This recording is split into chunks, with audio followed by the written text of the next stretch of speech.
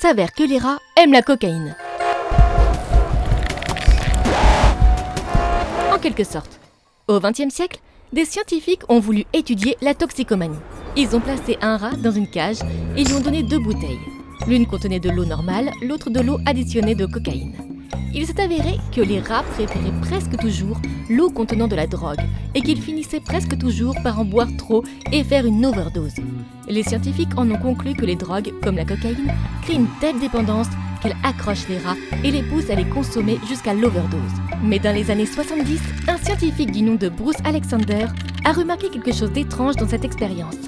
Les rats étaient seuls dans leur cage vide. Il décide donc de refaire l'expérience. Bruce a inventé le parc à rats. Et le parc à rats, c'est le paradis des rats. Il y a du fromage, des tunnels et des jouets pour les rats. Et surtout, les rats ont la chaleureuse compagnie de leurs congénères. Ils ont toujours les 2 bouteilles d'eau. Une bouteille d'eau normale et une bouteille d'eau contenant de la cocaïne.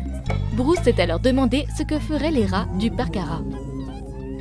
Ce qui est fascinant, c'est que les rats du parc à rats n'ont pas utilisé l'eau contenant de la drogue. Et s'ils en consommaient, ils ne faisaient pas d'overdose. Ces rats l'essayaient peut-être quelques fois, mais c'est tout.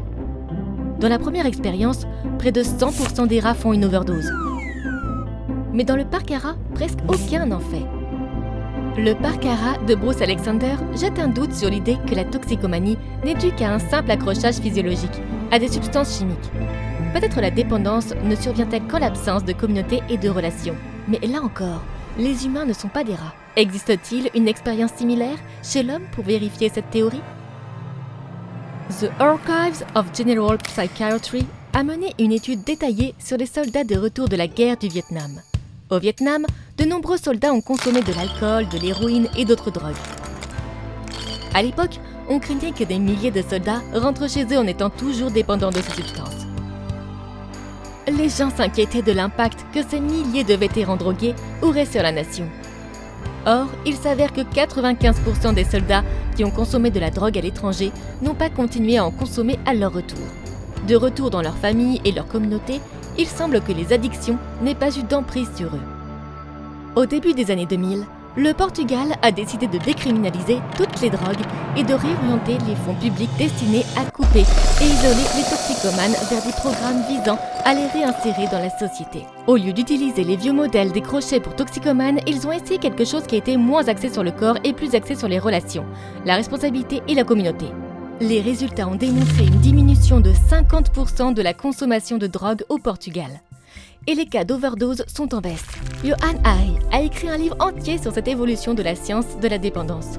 Il a conclu son livre en disant « Le contraire de la dépendance n'est pas la sobriété. Le contraire de la dépendance, c'est la connexion. » Habituellement, lorsque nous pensons à la maladie ou au bien-être physique de nos proches, il est logique de se concentrer uniquement sur le corps. Mais certains médecins et scientifiques ont commencé à développer la recherche dans ces autres domaines, pour prendre en compte non seulement les traitements corporels, mais aussi les traitements mentaux et sociaux. Nous avons appris depuis que la solitude peut être un facteur de risque plus important pour la santé que le fait de fumer ou de ne pas faire d'exercice.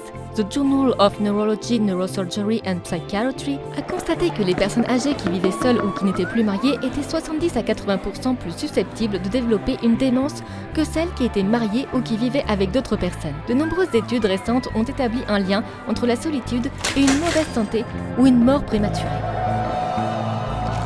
En analysant les données de la National Institute on Aging Health and Retirement Study dans les Archives of Internal Medicine, la gériatre Carla Pericinoto de l'Université de Californie à San Francisco a constaté que les adultes âgés de 60 ans ou plus, qui se considéraient comme solitaires, étaient 59% plus susceptibles de voir leur capacité à effectuer des activités quotidiennes décliner et 45% plus susceptibles de mourir. Il n'est donc pas surprenant que le pessimisme, l'hostilité et d'autres traits de caractère similaires soient associés à des niveaux plus élevés de stress et d'inflammation, dont on sait aujourd'hui qu'ils constituent un fondement biochimique commun à de nombreuses maladies chroniques. Mais peut-être que face à une maladie grave ou à la souffrance, nous avons besoin de plus qu'une aide physique. Peut-être avons-nous besoin de quelque chose de plus profond.